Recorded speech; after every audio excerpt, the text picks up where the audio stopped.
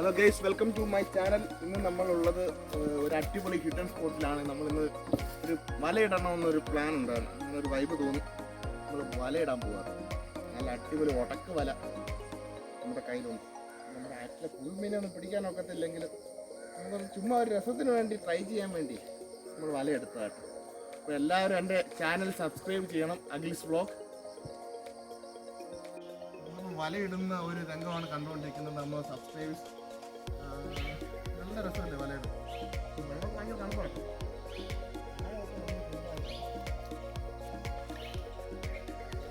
താന്ന് കിടക്കണം, എന്നാലും നമുക്ക് മീനൊക്കെ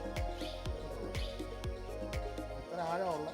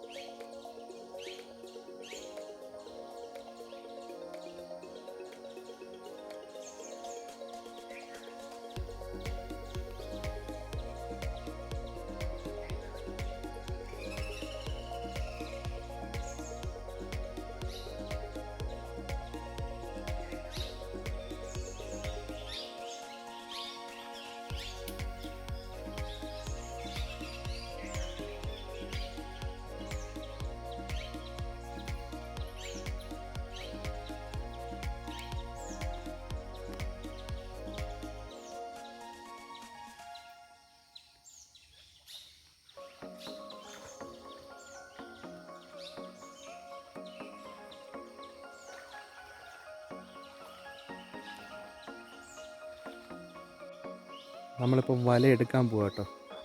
ഇന്ന് വൈകിട്ടാണ് ഇപ്പോൾ സമയം. വൈകിട്ട് നമ്മൾ വല എടുക്കാനുള്ളൊരു പ്ലാനിലാണ്. നമ്മൾ രാവിലെ വല ഇട്ടതാണ്. നമ്മളിപ്പോൾ എടുക്കാൻ പോകും. മീന് ഭയങ്കര മഴയായിരുന്നു, അതുകൊണ്ട് മീനൊന്നും കിട്ടുമെന്ന് എനിക്ക് ഉറപ്പില്ല. എന്തായാലും നമുക്ക് നോക്കാം. വല ഇട്ട സ്ഥലത്ത് നിന്ന് ഒഴുക്കുണ്ടായതുകൊണ്ട് വല മാറിക്കിടക്കുകയാണ്.